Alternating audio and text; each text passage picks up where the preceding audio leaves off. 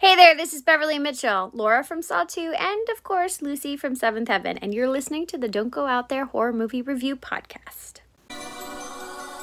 In a world where zombies, ghosts, serial killers, and vampires all exist, it's Nico, Brian, Mike, and Dustin, and they are all that stand between you and the films that could end the world. Welcome to the Don't Go Out There Horror Movie Podcast. Welcome back, everybody, to the Don't Go Out There Horror Movie Review Podcast. Just want to thank all our fans and listeners. I really appreciate all the support. You guys are awesome. Before we get into tonight's film review, I just want to give a quick shout out to our website, don'tgoouthere.com. Everything about our podcast is on there. We got all of our episodes and interviews if you want to check those out. We have our store. We got some new merch up, and we have Shan's Etsy page attached as well, so you can get a tumbler if you want one of those. We also have like our blog and celebrity shout-outs, all that good stuff. We also have all of our social media links. Definitely follow us there. We love interacting with our fans. Facebook, Twitter, Instagram, YouTube, and TikTok. Like us, follow us, subscribe us, all that good stuff. Definitely check those out. We really appreciate all the support. And one last thing I want to shout out is our Patreon that we call Blood Donors. We have two different kinds. We have a one-time donation if you have like a movie you want us to review that you're a big fan of. Or we also have the traditional monthly reoccurring kind. You know, it takes a big burden off of us. We all fully acknowledge that economic times are very tough right now for everybody. So any donation we get goes straight into the podcast to help us make it. None of it goes into our own pockets. And I can't stress enough, we can't stress enough how much we appreciate y'all's financial support. And I'm going to send it over to Mike now. He's got a big announcement right before he announces his movie pick for tonight. Go ahead, brother. Thanks, man. Yeah, so, this is actually some endorsement that I didn't even ask for. My brother so graciously gave me their time. I appreciate that. I blabber enough on this show, so you might as well. So just really quick, in the process of the last 6 months, I became a certified personal trainer. It's a passion of mine, always has been. Honestly, I'm very tired of my current day job. I'd like to leave that day job to do this full time, and that would give me more time to do fun, don't go out there things as well. But I am a certified personal trainer, and I just wanted to say if you are interested, if that is something you're interested in, getting in shape, being a healthier person overall, just having a healthier lifestyle, I would like to help you with that. So what I'm going to do is if you follow us on any of the social media platforms that we have, I will tweet out the link for my personal account, and then we can retweet that through the podcast account just to let you guys know I'm with a service called kickoff.com. You can train on there. It's really easy. You download an app. You get $25 off if you start with me. I can get you that discount right off the bat, so it'll be even cheaper for you. This is a much better deal than paying me directly. I'm just going to be honest with you. You're going to pay $95 a month through this service. With me, you would have paid about $90 a week. So it really works out good for you, and then they pay me what I actually earn. So it's kickoff.com, and I'll send the link so you can request me as a trainer. But I hope, if you're out there and you just, I'm not trying to make you a buff bodybuilder unless you want to be, and I'm not trying to make you a beanpole unless you want to be. I will work with you, and we can do any kind of workout that you like, whether that's walking 6 days a week or that's 100 crunches 6 times a day and run the whole gambit of all the workouts. I can do all of that. So whatever your specialty need is, I can help you. I'll make sure we get the link out to you. But they hired me, so I would like to make a little bit of extra money so we can do more cool don't go out there things, and so I'm not sleeping on the sidewalk. Don'tgoooutthere.com, brought to you by Settle On. Yeah. Where it won't kill you to get your ass outside. That's right. Hey, I was going to say, you can't run from people like Myers and Voorhees not being in shape. You got to be in shape for this shit. Okay? You know what I mean? You can't outrun a jigsaw trap out of shape. Doesn't work like that. You got to be right. You got to be able to breathe correctly. I can help you with that too. So just, hey, if you're interested, I am more than happy to help you achieve your fitness goals. All right. Enough of that. And they can listen to our show while they work out. That's the real key. Boom. And now don't stop to purchase anything until after you're done. Let's wait to go to the website and buy a nice t-shirt designed by the lovely Brian Hathaway. Wait till after the workout to do that. But think about this. You may like a shirt and you buy a size smaller. Now that's your target shirt. That's your goal shirt. You want to fit into your brand new Don't Go Out There t-shirt, which you can buy at Don'tGoOutThere.com. And I can help you fit into that shirt. Okay, see, it all comes together. It all works really good. I'd appreciate that. Thanks for indulging me there. Okay, shameless plug over with. So this week, I picked Saw 2. It's really the reason I decided to do this theme month in the first place, was I felt like it was time to do a Saw movie. I didn't want to just be, oh, let's do Saw month. I'm sure that would have made Nico very happy. But I wanted to do a movie that I actually like. This is my favorite Saw movie. If you remember back in our Saw rankings episode, I had it number 1 for a reason. I think this is a really good improvement, not drastically, but a big or just a good improvement upon what the first one did. I think it's bigger, it's bolder, it's better. I think the acting is significantly better. I talked about the acting in our Saw review, which you can listen to at don'tgooutthere.com. And I like the traps here a lot. I think they're fun and inventive. And one thing I love the most about this movie is it's the first time, really one of the only times, because in Saw 3, he's sick and on a bed dying. You get Tobin Bell being Jigsaw, live and in the flesh, not in flashbacks, not in some weird circumstance. This is the first time we get to see him play this character, and I think he does such a great job. I think Donnie Wahlberg is a good opposite of him. This is probably the best thing I've seen Donnie Wahlberg in, outside of his small performance in Sixth Sense, because in that movie, it's even hard to tell that that's fucking Donnie Wahlberg, which I can't wait to cover Sixth Sense at some point. I just think the acting is better. I think the plot. Yes, man, don't spoil the Sixth Sense for these. God damn it. Anyway, I'm just kidding. And look, if you don't know that by now, that's your own damn fault. Nico. But I've never seen it. I just spoiled it to our co-host. I already knew that. Well, we'll touch on that whenever we review it. Go ahead, Mike.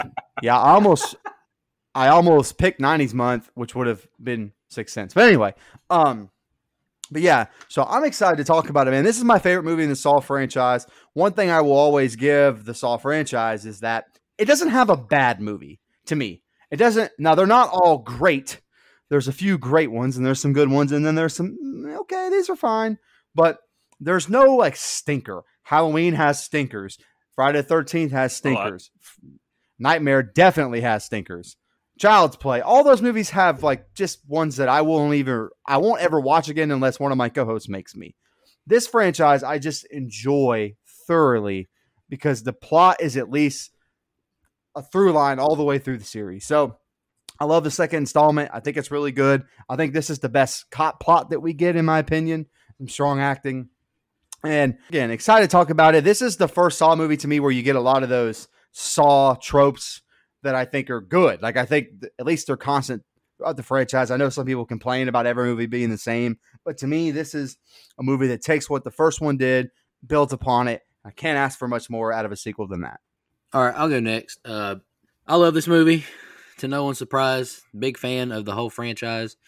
1 through 6 anyway. 7, 8, and 9 aren't my favorite personally, but 1 through 6 I think are all elite, honestly. If you go back to our rankings, if I could go back in time, I would probably switch this one around with 5. I did put 5 ahead of it, but after a rewatch, I really love this movie. Both times that I watched it just for a refresh and to do note-taking, I got chills at the same time, even when I knew it was coming. When Hello Zep plays, when Xavier walks into the original bathroom, I get chills. I love that score. It's one of my favorite horror scores. It's top 2 with Halloween's theme. I agree with Mike. You get great acting from Tobin Bell. I love seeing him the whole movie. I do like in 4, 5, and 6 when he's not sick or on his deathbed. But, we'll touch on other Saw movies at a later date. I'm glad Mike picked Saw 2 because Brian's been bullying me the past few weeks about not liking picks that weren't mine. So now I get to be favorable of another co-host pick. And I actually like Mike's pick way better than my pick next week, so shout out to him. But this is going to be a fun review. I know we all like this movie, and I think it's going to be a really high rating. And, yeah, I have really just a few things I would maybe say, they could have done this a little different. Or, of course, one lady makes a bad decision, but I really feel like it can be explained away, honestly. But I really don't have many qualms with this movie at all. Brian, you want to go next? Yeah, so I came into the series way late because of the gore porn stigma around the franchise, which I vehemently disagree with now. And I think I said this during our Saw franchise rankings way back on episode 35 when I was really watching the series for the first time as a whole. Listen to that on don'tgoouthere.com. And if I'm not mistaken, I think we actually watched this installment together. But this is definitely my favorite Saw film as well. I think first time director Darren Bozeman did a fantastic job, which is why he came back for a few others in the franchise. I think Lee Winnell did a great job taking this script, which wasn't even originally a Saw movie script. It was actually a Bozeman script called The Desperate. And I have no problem when a franchise does that, honestly. One of, if not my favorite Die Hard movie, does that same thing with a vengeance. And yes, Tobin Bell, you said it, does a fantastic job here. And I think I said this in that rankings episode as well, but this isn't his best acting performance yet in this franchise. And truthfully, I am a Donnie Wahlberg stan, and I've said it before, he's my favorite character in this franchise. I mean, hell, by now he should definitely have playing a detective down pat. and by God, he does, because he plays a detective in everything he's ever been in, Blue Bloods. In my opinion, this is the only sequel that was able to really capture that lightning in the bottle of that first movie and take that kind of same magic and just, expand it. Like Mike said, grow it just big enough that it still felt the same as the first one. So again, kudos to Lee Winnell for that one. In fact, I will go on record right now as saying this is one of, if not the best horror sequel of all time. So yeah, I kind of like it a little bit. Just off just a little tidbit too. I watched the unrated version for comparison's sake. There are 81 differences, 50 censorship cuts, in total, 18 extended scenes, and 13 stylistic changes between the unrated and rated versions. The hell kind of knowledge you just drop on me right now? I wasn't prepared for that. I like that. I like this movie a lot too. Mike and I, if you go back and listen to our Saw franchise rankings, Mike went first, and then I immediately said, I'm going to change it up. For my number one, I went with Saw 2 because we were the same. And I was just joking. Like, this is the best movie in the franchise to me. I think that Donnie Wahlberg is the best Wahlberg. I think that I like how this one amps up the twist and the plot. Now, the storyline I like how the storyline is linear. Like, all the sequels tie in together, and it's all one big story. But it does get a little convoluted, and this one doesn't overly complicate things. So I like that a lot. There's some great traps. There's some great kills. There's some shitty characters, and all of that makes for some great drama. And I was glad you picked this movie too, because I was wanting to have a good night where I'm just like, professing my love to a film. So thank you for that. Oh no, really quick, I just want to say this franchise kind of catches a lot of flack for being trap, just all these traps and no story, or the story's crazy, so we're only here to see the traps. And I'm not saying there's not a movie or two that's guilty of that, but to me, that's what makes it fun. This movie has great traps. Like, the trap plot is great. I think the opening trap is great, which we're about to get into. Like, if you like Saw movies, like, I put it on Twitter earlier, and I know Brian agrees, like, if you like the Saw franchise, you just accept that the plot is convoluted, but it works somehow because it's all linear throughout, and it has awesome kills. Like, name a franchise that just has this many badass looking kills. Like, I can't name one. I know there's a lot in Friday the 13th that are really cool, but nothing like this, not in my opinion. Okay, never mind. God. Move on. Sorry, Nico. Go ahead.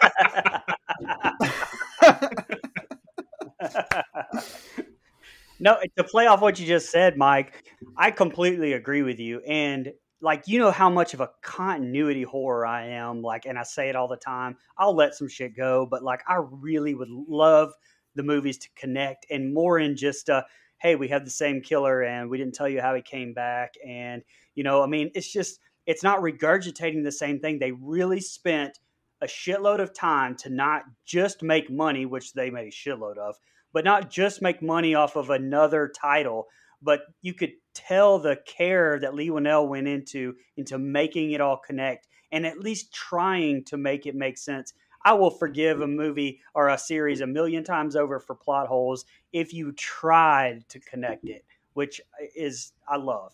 Oh yeah, and before we jump into the scene by scene, I just want to say I forgot to mention I love the opening scene as well. Whenever we do our top opening scenes in a horror movie, 2 and 5 are my two favorite opening scenes in this franchise. Yes, 5. That's And the I best think part the about ending 5. has one of the best twists too. I mean, the Yeah. twist is the twist is amazing in this movie. Agreed. It gave me almost the same level of shock as the first one. So big shout out to creating a twist almost as good as the first one. Y'all got any more opening thoughts before we jump into it? Let's just go ahead and give it all 10s and go home. Sure. I'm good with it. Nice little short review. 9.5, actually. 9.5. I'm going to dock it for the bad kill with what's her name, Laura. So 9.5. All right, let's jump into the scene by scene. The film starts with a buzzing light, and we hear a man breathing as he looks around this room. He looks in a mirror and sees a large wound under his eye, and he has his contraption on his neck and head, and he cries out for help. A video plays. Hello, Michael. I want to play a game. He's told he's made a living being a snitch, making him unworthy. The device is like a Venus flytrap. He sees someone operating on his eye, and he's given a hint that the key is sewn in front of his eye. Michael panics and starts a spring timer. He grabs a scalpel and begins to cut at his eye, but gives up and yells for help and throws his scalpel on the floor. Time runs out and the mask closes on him, killing him instantly. Title card. We see Eric Matthews now, and he's picking up his son Daniel. They're walking home, and he tells Daniel they're going to press charges because he stole from them. He asks what's wrong with him. Daniel says he's better at being a cop than a father. Daniel says he thinks he should go to mom's early, and Eric snaps on him saying, well, go. We see Eric in his room trying to call Daniel over and over to apologize. He gets a call from his sergeant on a new crime. He meets with Carrie, and she walks him to the scene. Eric finds the man on the floor with the iron mask on his face and his body decaying. Eric identifies him as Michael. Carrie says it matches the Jigsaw murders. She asks him who'd want to kill him. He says he's an informant, a lot would. She says, look closer, Detective Matthews, and we see those words written in red on the ceiling. Eric and Carrie are watching Michael's tape, and Eric says that tape and her both like to play games. Eric is super stressed with everything going on in his life. Eric says, I can't help you. You're the Jigsaw expert. She walks out asking when he quit being a cop. Eric is in bed now, tossing and turning, and hears Carrie asking what happened to you and to look closer. He gets an epiphany and remembers the Wilson Steel marking on the mask. Rigg prepares his SWAT team and the detectives to invade Wilson Steel. They break the door in and enter the building. 3 SWAT members enter this caged-in flight of stairs and trip a trick wire. A billy dog wheels up and laughs at it. The door closes, and the lead man has his legs broken with the steps, and the other 2 are electrocuted on the fence. The second team goes up the stairs now, and Rigg tells John to show his hands and down on his knees, but he says he can't do that. Rigg tells him his rights, and they handcuff him. Eric gets in his face and asks if this is close enough. John tells Eric he will need to remain here while he deals with his problem. He says it's in the other room. Eric and Rigg go check it out. They remove this giant sheet covering the monitors. They see his son Daniel is on the camera feed. Eric goes back to John and asks, what the fuck is that? John says he's probably cowering in a corner and smirks at Eric. He asks where is he, and he says he has 2 hours until the gas he's breathing in will make him bleed from every orifice. Oh yes, there will be blood. Eric says, tell me where he is, and John says he's in a safe place. Eric walks away and tries to call Daniel, but John's changed his voicemail. And then Rigg calls for Bomb Squad to assist. All right, Brian, that's the opening set of scenes. What'd you think? Oh, I absolutely love the beginning of this. It may actually be my favorite set of scenes as a whole, right off the bat here of the entire movie. As far as the trap goes, I've always thought, like, what's the issue here with getting this key? I mean, from what I could tell, like, all you had to do, you didn't even have to cut your eyeball, like, just below it, right? So, anyway, a little fun fact right off the bat: the security guard's office where Eric picks up Daniel was actually a dressing room for the crew. But this is another reason why I think Eric is my favorite character in the whole franchise. Like I said in the opening, I already liked Donnie Wahlberg from Blue Bloods and everywhere else he played this exact same character. So he doesn't have to earn that from me. But this is the only Saw movie with that like son aspect that I can remember. And like I've said so many times on this show, it hooks me with that. And I can relate to the relationship. They did apparently cut an entire subplot of the movie, though, where it explains that Eric and Detective Carey who, by the way, Dina Meyer is now a 3-time DGOT veteran. I think at this point with this, Saw, and Starship Troopers. But anyway, it goes more in depth explaining their affair and actually explained that's why, Matt's marriage ended and why she got custody of Daniel. I would have liked to have seen that. I mean, at not even an hour and a half, I mean, I think Boseman and Winehouse should have kept that in my opinion. And as if the opening wasn't good enough already, when they find Jigsaw is just so damn good. I mean, that's what this movie does so damn well. Like I said earlier, or I meant to say anyway, like this does such a good job building on one, like Mike said, to kind of bring up at the start. You push those boundaries. You're building on the lore of Kramer, who we never got to really explore in that first movie, and we didn't need to. But goddamn, like this scene is so good. Like you can just see from the start of this scene with Eric and John, like that whole balance of power and how it like shifts from Eric at the start to John, and how for really the first time, I mean, you can see that this isn't just some bullshit game. Like he really is always one step ahead despite his perceived weaknesses, from his health, which I mean, that shit was so groundbreaking in a villain, even in the early 2000s. And just huge props to Boseman, though, too, for the camera angles here during this scene with them and the exchange, and how you can see that shift in power just by the camera shots and the angles that he uses. At this point, we are 15 minutes into this movie, and holy shit, I mean, what all has happened already, and the acting in those exchanges with Bell and Wahlberg are just phenomenal, in my opinion, and they don't stop.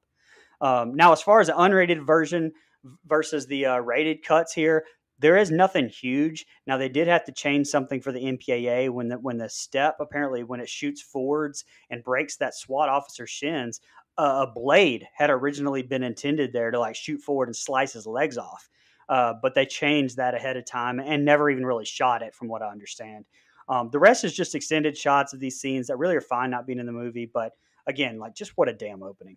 Yeah, I love this opening trap. I think it works so well. I love the mask. I love the Venus flytrap aspect of it. Is it the best trap of all time? No, but man, what a way to kick off a film. And that's one thing I do love about every movie in this franchise, whether you like that trap or don't like that trap, it at least starts off with a bang, or at least attempts to, which I always appreciate a movie for trying to do. So, I mean, like, like Brian said, I said, man, I probably would have, I don't know, in that situation, I probably would have removed my own eyeball to get at a key. I don't know, man. It's, you mentioned dead meat. He talks about, I mean, you get to wear an eye patch. Okay. What's the big deal about that, man? It's fine. But I don't even, anyway. I mean, unless I missed it, I didn't even feel like he had to even cut his the eyeball. I mean, I just felt like if you cut it underneath it, you could have slid it out. I mean, unless I'm missing something. Yeah, that's how I looked at it too. Yeah, that's fair. That's totally fair. So you get right in to my main man, Eric Matthews. Fina. Oh, sorry, wrong Eric Matthews. My bad. Shout out to Dustin. Hey. What's an Eric Matthews without a Feeney call? Just saying. But no, the first time I ever saw this movie, I was like, oh, now I have to like two Eric Matthews. This is going to get confusing. One has good hair, one doesn't. That's the best way to describe it.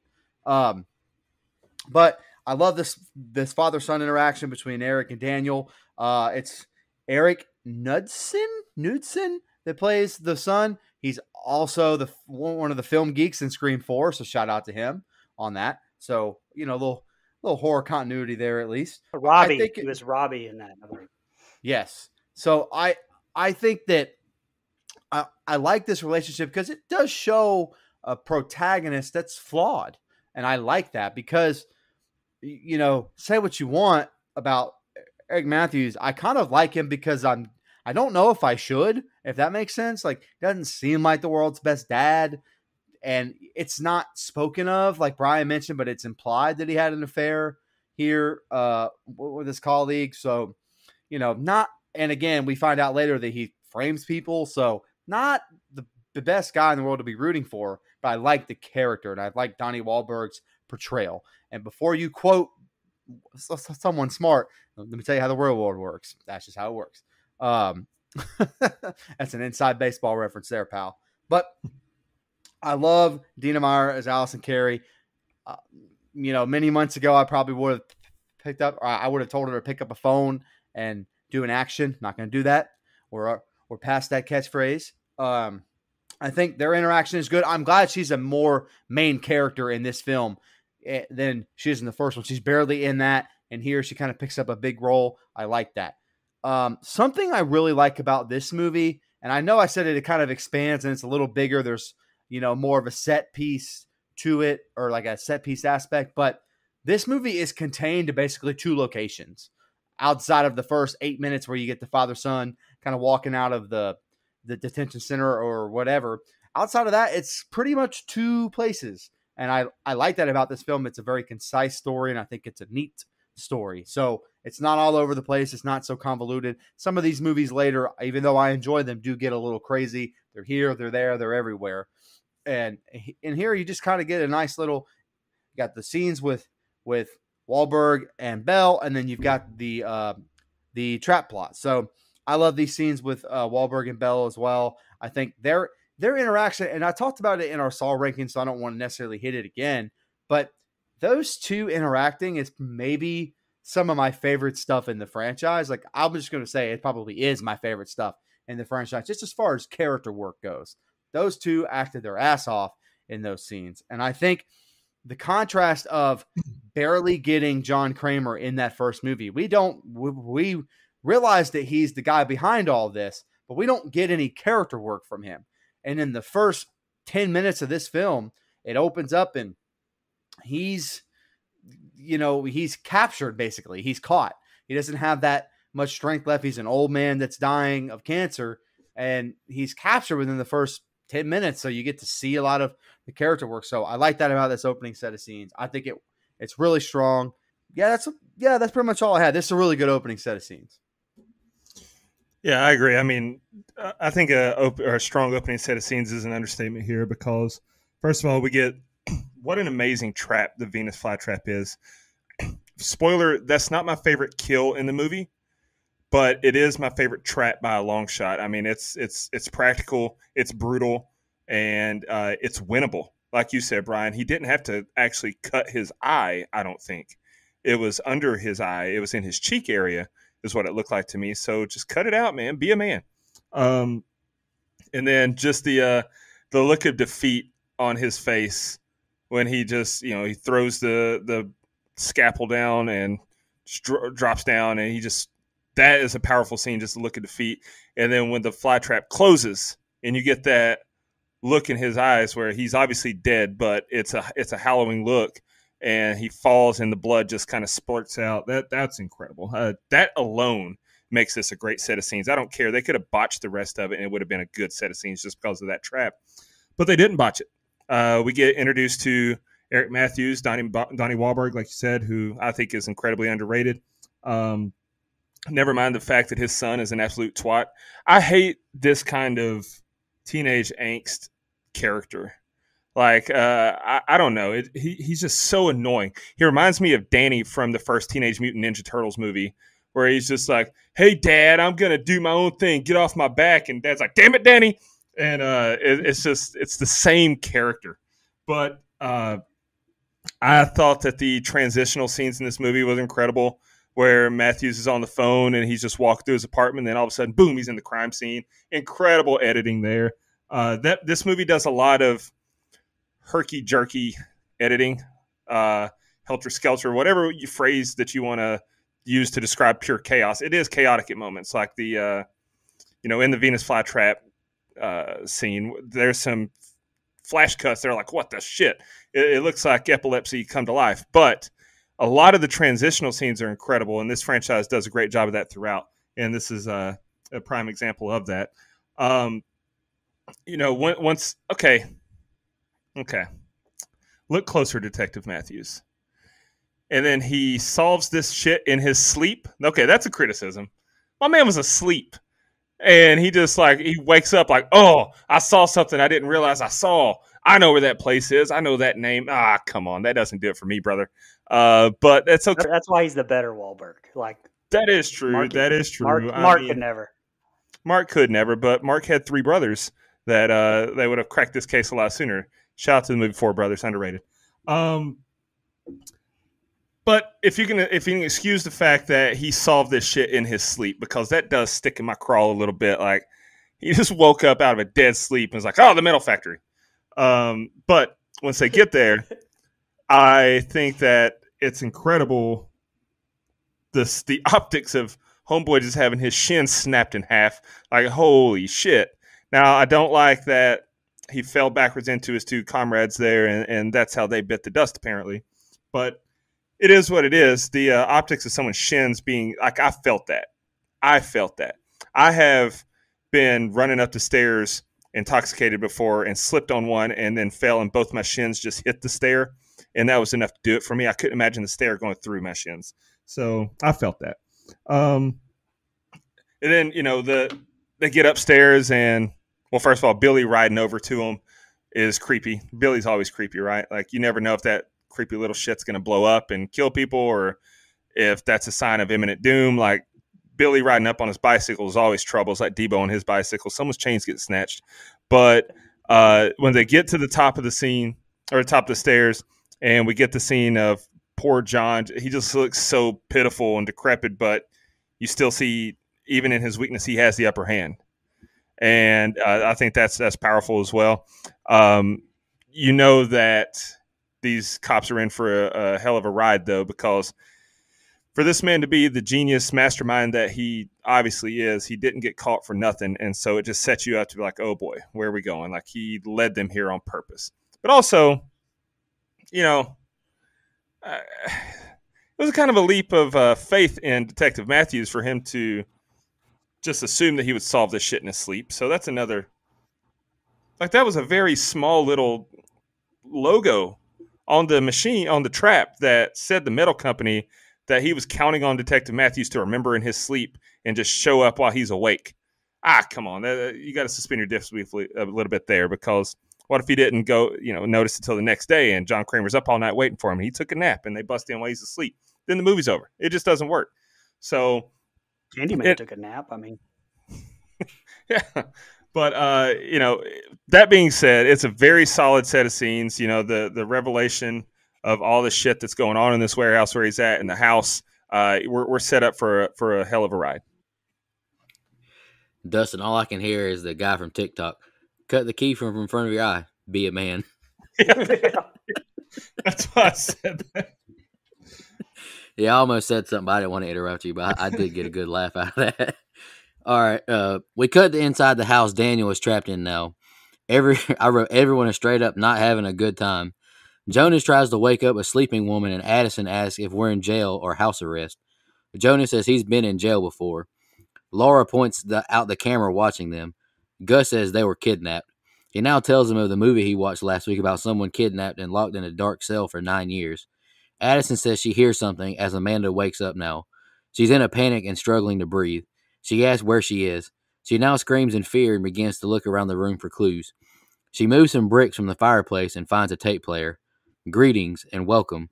Jigsaw voice tells them 3 hours from now the house will unlock, but they only have 2 hours to live. They're breathing in a deadly gas. Several antidotes are hidden throughout the house. He tells them they all possess the combination to the safe in the back of their minds. He says X marks the spot for the clue that makes them all in common. Let the game begin. Xavier finds a note and key that says, don't use this key to open the door. Gus looks through the peephole as Xavier unlocks the door, and he has his brains blown out. Jonas grabs Amanda and says, you better start talking. She says it's a game and he's testing us. It's Jigsaw. Amanda says he's not a serial killer, and he wants us to play by the rules. How do you know all this? Because I've played this before, she says. Eric is crying and goes back to John. Rigg tells Carrie to find out where the feed is coming from. Eric asks John what he wants from him. John says he wants his time and his son is in a lot of trouble. He wants to talk to Eric and the other cops must leave the area. Eric says he'll rip his head off if he doesn't see his son. I'm a cancer patient. How could you possibly cause me any more pain? Carrie says to talk to him. Rigg says maybe you don't have a family because you spent all your time being a cop and you don't understand what he's going through. She tells Eric to talk to him. We can beat him. Back to the room as everyone is looking around the room for more clues. Daniel covers Gus's head up. The door opens on its own now. Xavier cautiously exits the room first, and finds a baseball bat with nails sticking out of the head of it. He tells Jonas he's going to find an antidote and get out of here. They begin to wander the house, and Addison finds a flashlight as she coughs up blood. They find a door with exit painted on it in red. Xavier tries to unlock it to no success. Eric goes into the room with John and clears the room. Let's talk, he says. I want to play a game, John says to Eric as he sits a walkie down. You will find your son in a safe and secure state. Just talk to me long enough. He introduces himself as John, and it was the police and press who called me Jigsaw. He says the puzzle piece is the missing will to live from them. John asks, what do you really want to do to me? What would you do to me 5 years ago? Break my jaw? Eric says he must know a lot about him. John asks him to get him a glass of water. He'd very much appreciate it. We see Xavier trying to break the door down, but it's got iron bars blocking it off.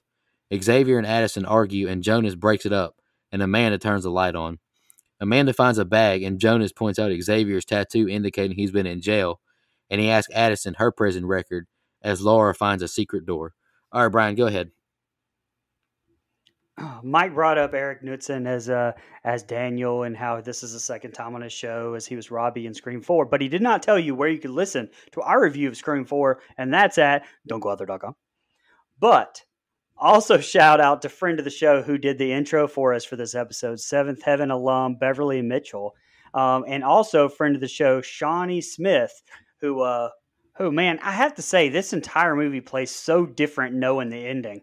And I just have to say, I don't think it's worse at all. Like, it's just different. And that's always been like a really cool thing to me about this franchise. Something I never said during our review of Saw 1 is that it was a deliberate choice by James Wan and Winnell to kind of show you the traps and things, and basically the story from the point of view of the victims, which made it much different than 7, which it was really compared to a lot. And that was all obviously from the cops' perspective on 7.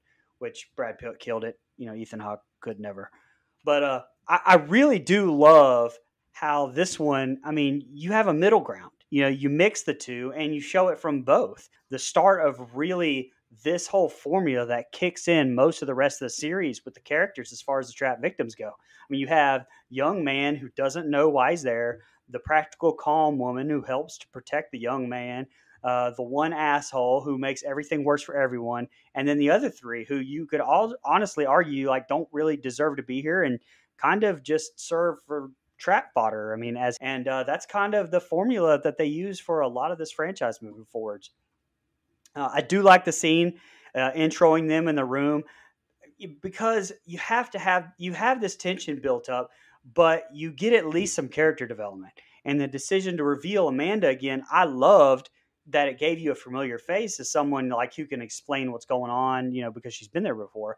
But I really loved that it took so long to show her. It lets you get to know those other characters a little bit. So long fun fact, there was a lot of backstory about the game participants, which actually was deleted, obviously for pacing reasons. According to the DVD commentary, Addison was a prostitute, which was merely implied in the finished film. She can also be seen in a flashback in Saw 4, where she tries to seduce John Kramer, though, actually. But she apparently had sex with Detective Matthews in the backseat of her police car, but they were discovered, and the scandal led to Eric's demotion. However, he made sure that Addison would be incarcerated, obviously. Gus was an embezzler of money. The needle in the glass box trap was actually intended for him, with the whole symbolic reference to the proverb, trying to reach the cookie jar. Laura was incarcerated because she was a shoplifter, but it didn't really give anything else about her trap that was intended for her anyway. And I'll give Charlie Clouser his due now. Nico brought it up in the opening, but the soundtrack's phenomenal. It makes these movies. Clouser worked on Saw 1 as well as the rest of the franchise, and I'm not sure I gave him his due in our Saw 1 review, so I wanted to go ahead and give it to him now.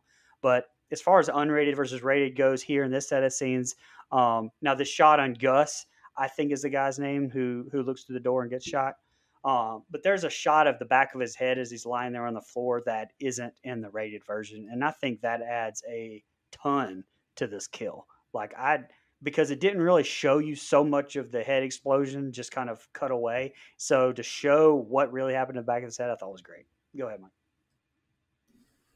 Yeah, so this is probably the one set of scenes that's a little bit of a mixed bag only for a few small nitpicks. It's nothing like that drags the movie down for me. Just maybe a few things I would have done differently. But again, you get more interaction with Jigsaw and Eric Matthews. You know, again, you listen to what Jigsaw says. Yes, you can play by those rules and come out okay, but he speaks in riddles and rhymes and stuff. And I don't remember if Nico doesn't agree with this or not, but I actually think, as much as I like this franchise, and I do really like it, I cannot stand this man's mindset and philosophy. He's so full of shit. He's a murderer.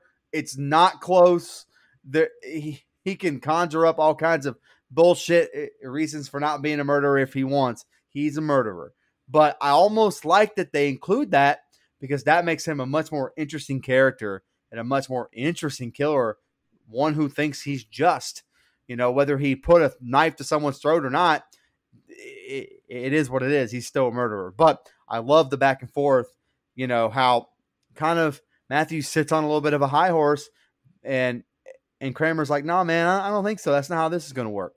But I love our introduction to all these characters. Some are more useful than others, obviously, but I do think they all create an interesting dynamic with each other. They're all, you know, when you're first watching this, Brian touched on this. You don't know about Amanda, and you don't know what they all have in common. You kind of put it together once you realize they've all been to prison. But I like that aspect of it as well.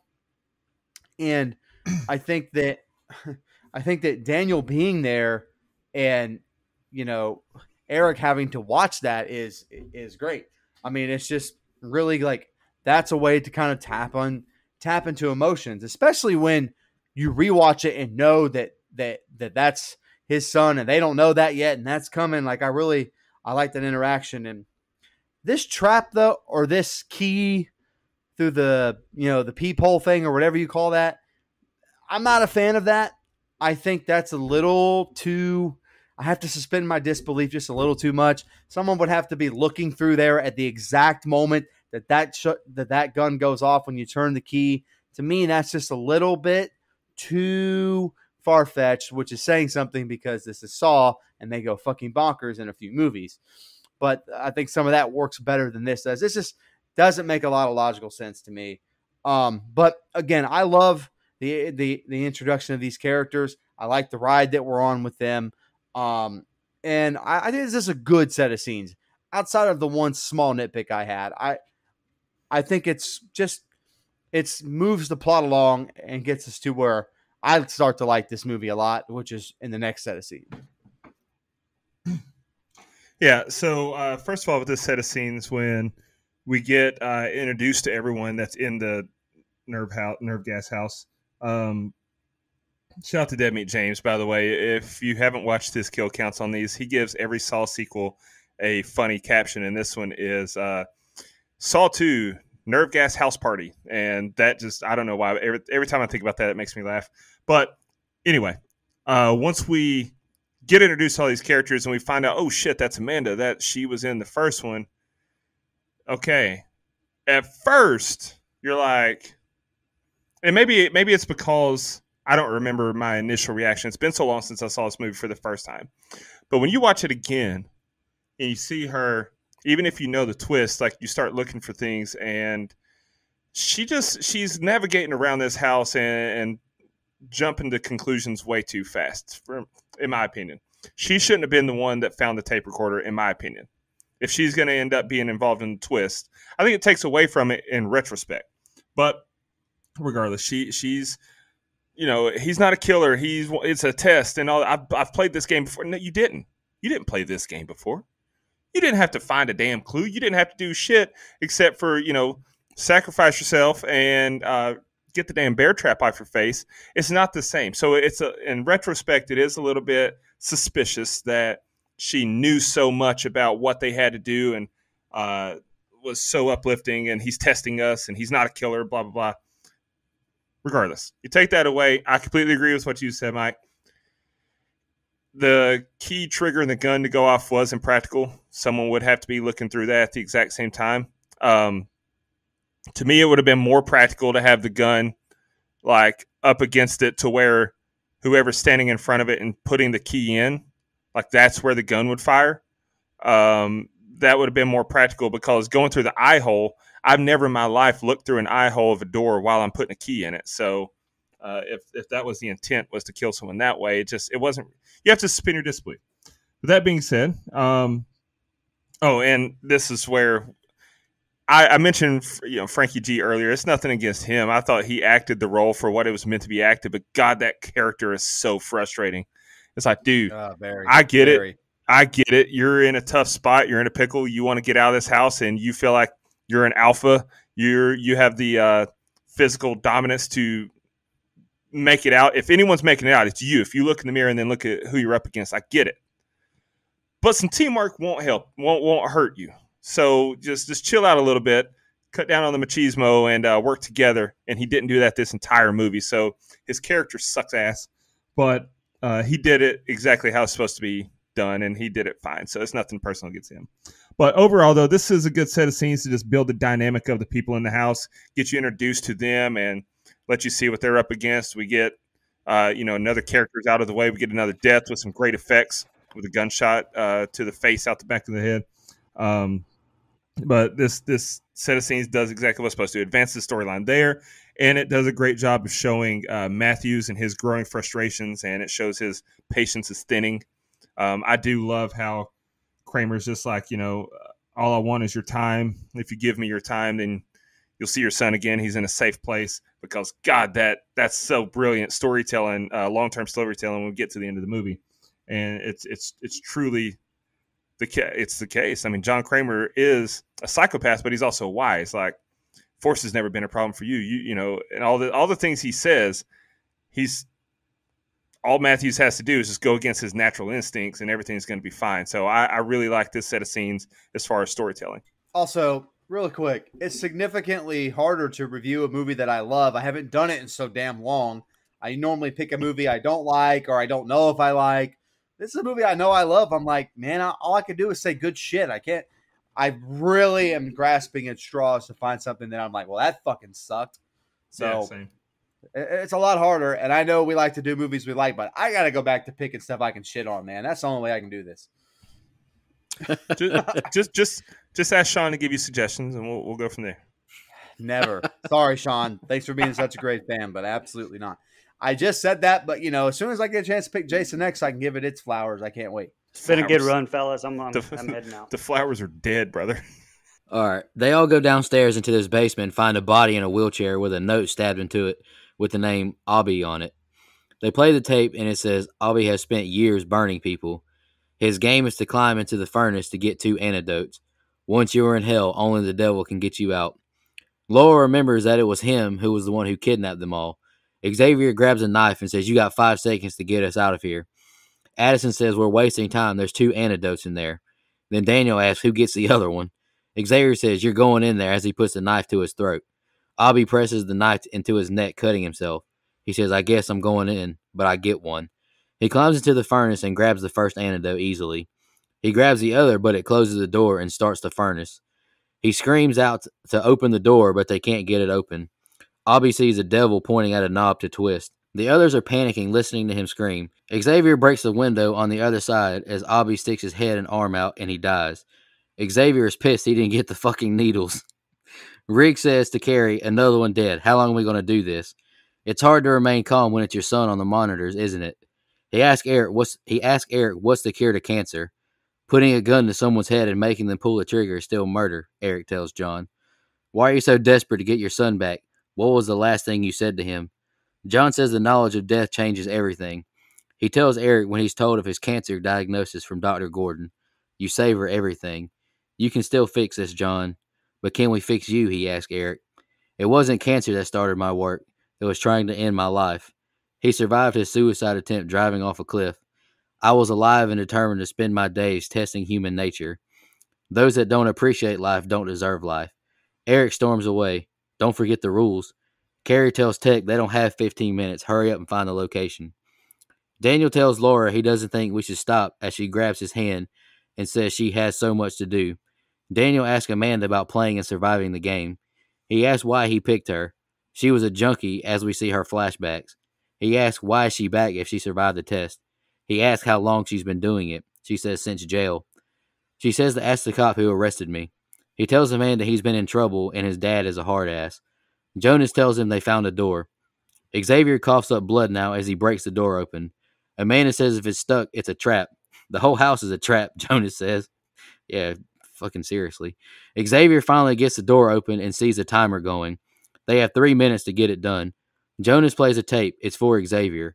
He's called a drug dealer and says he must crawl into the pit, the same pit of despair he puts his customers in. Daniel reveals a pit of needles, and Xavier grabs Amanda and throws her into the pit. Amanda screams in agony as he yells for her to start looking. Amanda snaps as she begins sweeping through the needles. She finds the key and sets it on the floor above. Xavier fumbles it, dropping it on the floor, and the door locks forever as the time runs out.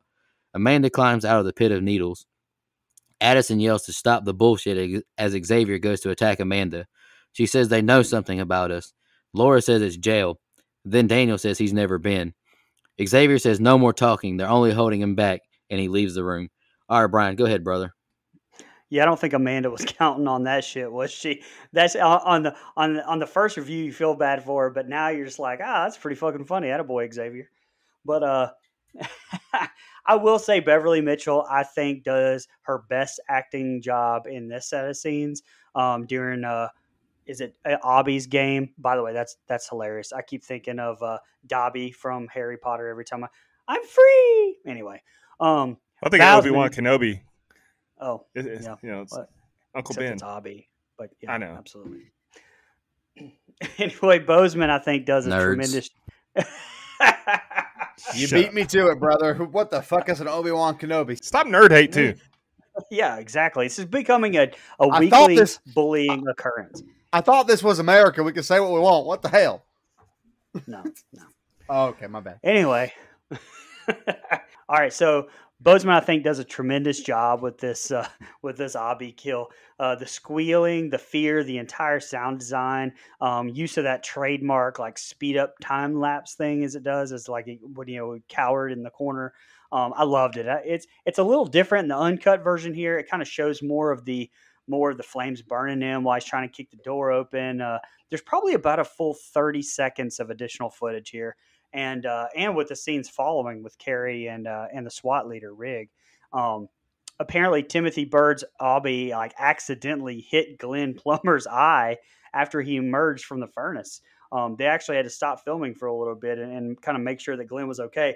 But in the movie, if you notice, you can still tell Glenn can he can be seen holding his hand to his eye after that occurs. But look, I can't say enough about this conversation at the table, especially in this set of scenes. Bell does well. I mean, well, Bell does good. Bell does well. Sounds like it rhymes. It's weird. But Wahlberg's display of like his frustration, it's very convincing. It's an acting clinic from both of them. Very well done.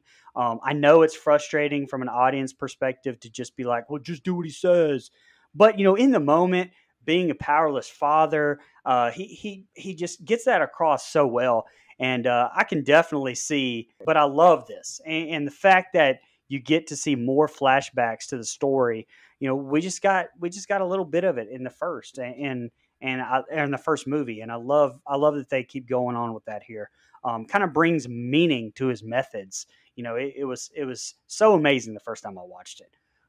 Again, I want to praise the character development for these cats as well. I mean, these aren't just some no-name people. They actually, they carry an emotional impact. I mean, the further along you get, because you start to actually give a shit about these characters, unlike the ones from the first movie, and honestly, a lot of the sequels, in my opinion, anyway. Lastly, just a little continuity goof here in the set of scenes. When Xavier is trying to open the door, there's no number on the back of his neck. It's just a little tidbit there. Now, I think one of our listeners posted something about being scared of needles. So, a lot like how, clowns affect people. I know there's a phobia from a lot of people regarding needles. So I can imagine that this affected a lot of those people on a whole different level. Also, props to Shawnee Smith on her performance in the pit as well. She did a fantastic job acting right there. Regarding Shawnee, she was actually pregnant during the filming. Kind of kept this secret as well. And last little tidbit about this whole needle pit scene is that originally it was going to be a bathtub, but they wanted it on like a larger scale. And it actually took 4 days and 4 people to replace all of the syringe tips with fiber tips for the needle pit scene. Good thing they didn't get Alec Baldwin to do that. Go ahead.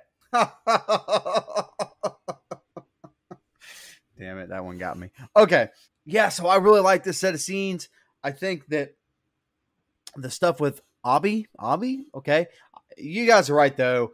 I know I joked about you guys being nerds, but I wanted to call him Obi too, just because of Obi-Wan Kenobi. He's in the pop culture. That name is in the pop culture zeitgeist. If you've never heard that term before, Dustin. Zeitgeist these nuts. Watch some Star Wars. Get cultured. I got professional wrestling to watch, brother. Oh, sorry. As do I. Okay, so yeah, I really, man, this stuff with him being basically burned alive, like I think it's a really cool trap scene, however you want to call it.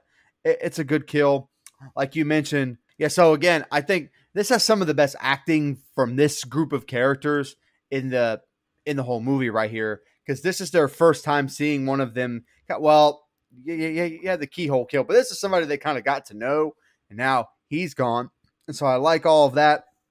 And I just gotta say, the strength of this set of scenes is this needle pit scene, man. It is intense. It's part of the reason that hooked me to this movie. You have all the stuff with Xavier, and as much kind of like fun crap as we have with that character, I think it works for this scene really, really well, because he's a bully. And if you watch this for the very first time, for him throwing Amanda in is a big fucking dick move. She's a former addict. He threw her in a pit of needles with God knows what, and she's just shoveling through syringes, knowing goddamn well that hurts like a motherfucker. And again, suspending my disbelief if it would have been anybody but Amanda that found the right syringe. But since we know what we know now, that makes a lot of sense to me. That she happened to just find the lucky one with the key on it, until my man Xavier fumbles the ball like Dalvin Cook in the fucking Rose Bowl. Can't hold on to the fucking key. Anyway, what? We are not having Dalvin Cook slander on this podcast. Now you know I'm Dalvin Cook's biggest fan. This is not the lateral. Anyway, I think that set of scene works so well. That's the one time I'm willing to like buy into that the Xavier character. Brian mentioned the conversation that you get once John Kramer and Eric Matthews really lock in and start talking. That's the set of dialogue to me that just carries this movie. It just, just the anger that you start to see on the other side of the table, and Tobin Bell is just so calm but so calculated in everything he says. If you actually listen to what he's saying, it's so good. It's so well written. It's so well performed by both guys. I love this set of scenes. I think it's awesome. And I think the name is slipping me, but the woman who plays Amanda acts her ass off in this scene. That is tough. Really good set. Thank you to pull that off. And I think it's great. So really good set of scenes. Probably my favorite set of scenes in the whole movie. So when they go downstairs, I'm a little still confused to this day. Like, is that a dead body in the chair, or is that a mannequin? That seemed kind of pointless to me. I don't think that. I wish most everything in this franchise or this movie in particular is elaborate and by design, but that didn't do anything one way or the other. They could have just had him, had the tape be down there with a letter on it on the furnace or something. But I think originally I read that they wanted to have a pit bull roaming around down in the basement with a collar on with his tape, but they didn't. They decided not to go that route at fear of backlash for animal cruelty. So they went with the mannequin or dead body instead. But whatever. It was kind of pointless. But first of all, I do have issues with Abby's trap, though. I mean, number one, once you get in the furnace, that devil looked to be very obvious. Like there's a drawing on the wall pointing to a handle, a knob that you can turn. I would have noticed that right off rip if that's me. But number two, And especially this is amplified once you get to, he locks himself in, the fire's going up, blah, blah, blah. I would have probably examined the entire furnace before I decided to go in there. And so if I open the door and I see, hey, there's 2 syringes hanging there, they're closer to the other side. We have a baseball bat with nails on it. I wonder if we could get those without me crawling my big ass in this furnace. I would have probably tried that first. I'm just saying that he probably would still be alive. Good point. Maybe not for longer. Who knows? But with, Xavier's crazy ass. But he maybe could have lasted another scene had he tried to bust out that window first, because clearly it was able to be busted. And I guarantee that you could have reached those syringes from that end. So when John is talking to Eric and he's telling him, his story about how he was diagnosed with cancer and he tried to off himself. The cancer is not what started him on his work. It was when he tried to kill himself and then he survived. He realized how precious life is. Okay, I get it. I do. Like, if you don't appreciate life, then you don't know what you're missing out on, because it's very fragile and very precious. But damn, man, to take that into your hands, you're not God. Like, you can't just determine who is worthy of another chance and who needs to die. Come on, get off your high horse there, pal. I will say that when they get into the syringe pit scene, that's the most brutal scene in the movie. The Venus flytrap is a great trap. This isn't a trap to me. This is just a hard to watch scene, because he threw her into a pit of syringes. That's rough. That's brutal. But at the same time, if Amanda knows the deal, she knows that those syringes are in the room and it's just an open pit in the floor, I'm probably not going in there. When he busts down the door and he gets in there and he's looking around and he finds the tape and he knows what's got to be done, there's a key in the bottom of that pit, I'm probably just going to, even if I don't think he would throw me in there, I'm just going to eliminate the possibility, and I'm going to stay on the outskirts of the room, put at least 5 of these other people in between me and this big muscle-bound motherfucker, and I'm going to give them the option to go swan diving in the syringes before me. That's poor planning on her part. But then again, maybe that's part of the plot, because she didn't want to be too obvious. I don't know. And then Xavier, man, you mentioned the fumble. I put Xavier fumbled the bag when he dropped that key. That's on him. So it is hilarious. He feels like he's at a disadvantage because he's more physically fit and he's an alpha, and these people are holding him back from getting out of the house. Well, buddy, you had a chance to get a antidote and you dropped the key. So, maybe you should go join Abby and cook something up. The greatest thing about this set of scenes, really, though, it's not the greatest, but one of the things I really enjoy about this set of scenes is the dancing that Daniel does. Man, he avoids the question of, have you ever been to jail? He's like, he almost told himself, he's like, no, my dad's a real hard ass. And then on this one, they're trying to figure out what they all have in common. No, I have never been to jail. And he leaves out the fact that, my dad's a cop. So you can tell that he's kind of, the ground is shrinking underneath him. And it's really doing a great job of building the tension. So this set of scenes is another good set of scenes that we get a couple brutal traps, if you want to call them traps. We get a death. We get some storyline advancement. We get some peek behind the curtain of what makes John Kramer Jigsaw. He doesn't like that name. He never used that name. It was the media and the cops. But just an overall good set of scenes, and we're really ramping up for a great. All right, back to Eric, and he asks, where's the tech team? Carrie says she knows how he works. Just wait a little longer. Think outside the box, or his son will end up in one, Rick says. Carrie tells Eric to threaten to destroy his work. Eric begins destroying and tearing up John's prints before him. John says it'll be hard to convict him destroying the evidence. John now names off all of Eric's dirty tactics as a cop and a husband and a father. The tech team shows up finally. John says he has something to show him. He gives the people on the walkie to look. He tells them, instructions to look in the brown desk, second drawer down. Carrie sees mugshots of all the criminals he framed, and his son is playing a game with a bunch of people who don't like him very much. Eric begins to cry again as he sits in his realization. Xavier walks back into the beginning room and knocks the coat off of Gus's head. He notices a number written on the back of his head. Jonas enters the room now coughing up blood. Jonas tells him the others are scared of him. He says we should come together and figure this out. Jonas says he has enemies outside of these walls, and if they don't find me, they'll come after my family. Xavier doesn't care and stands up. It's just me, and he tells Jonas to turn around. The two men fight now, and I wrote, Jonas is whooping ass until he turns around to cough up blood. Then Xavier puts the nail bat into the back of his skull. And Jonas falls to the floor dead. Xavier gets the number from Jonas's head. Laura falls onto the floor, and Amanda holds her. Laura points out X marks the spot. It's a picture frame with a crack on it. Addison finds pictures of Daniel with Eric. Addison says, that's the cop who set me up and put me away. Laura begins to have a seizure now, convulsing violently and dying. Addison says she can't trust any of you as she walks away from Daniel and Amanda. They hear Xavier now calling out for them.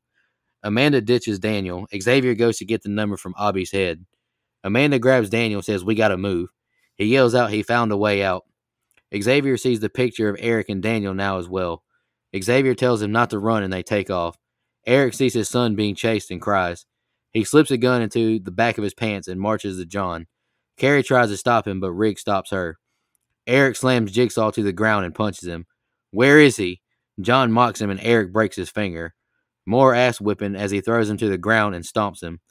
Addison hobbles into a room with a antidote in a box with 2 hand entrances.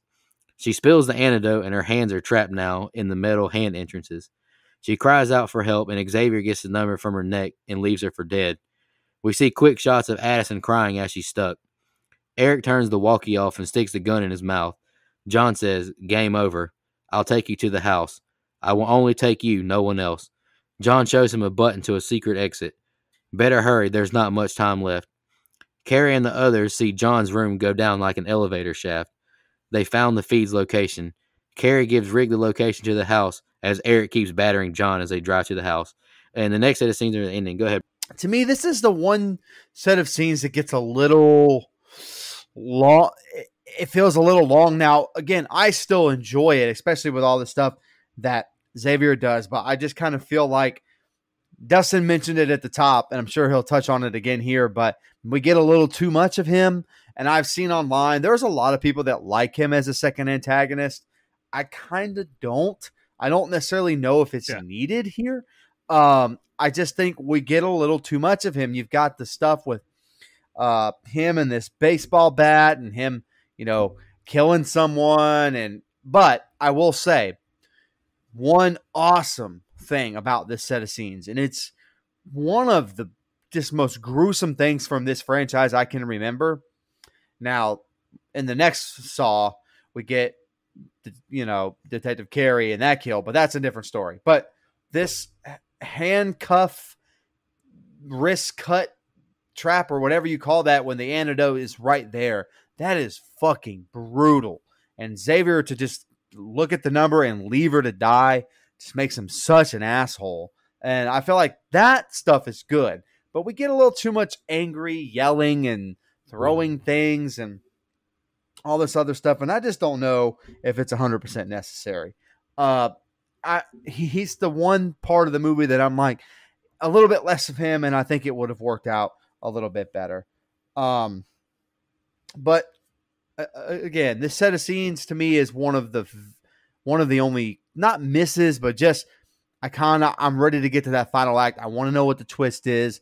I want to know, what's going to happen with John Kramer and everything else. But I like the discovery of finding out, who, why they're all there. Eric Matthews is his dad, all this other stuff. So I really, really like that. But not the strongest set of scenes in the film, but still enough to kind of keep me interested and wait till we get to the finale, which I just fucking love. Yeah, absolutely. So my biggest question in not only this set of scenes, but this set of scenes really brings it to your attention. It makes you take a step back and look at the entire franchise. How the hell does John Kramer have the time to know all this about all his targets and all his, detectives that he's trying to bring the best out of him? How does he know all this shit about Eric Matthews and his history and his tactics and the exact people that he put away? That's a little bit far-fetched, but it's forgivable for sure. Like you said, Mike, I love this movie so much. I'm just really grasping at straws here.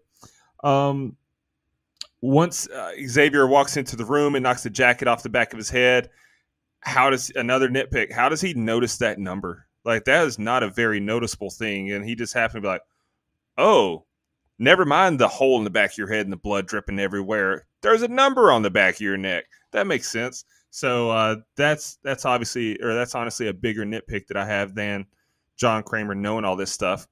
And then we get, Jonas following him in. I really like Jonas as a character. Jonas as a character has the mindset that I feel like Xavier should have had. If Xavier and Jonas would have came together, they probably would have been out and made it through okay, because Xavier had the bronze and the strength and the brute force, and Jonas had the level head and the street smarts to do the same. But no, they just couldn't work together. And holy shit, you want to talk about something that sucked but was kind of awesome at the same time? It was a spiked baseball bat to the back of the head. The sound was nasty.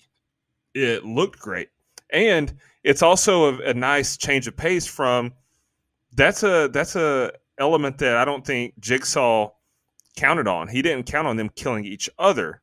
Everyone had a chance to win, but the human element is something that you can't predict. So I really like Jonas's death for what it was, because that's an added element to the storyline. Then we get to X marks the spot. Okay, first of all, who remembers that shit from when they listened to the tape early in the film?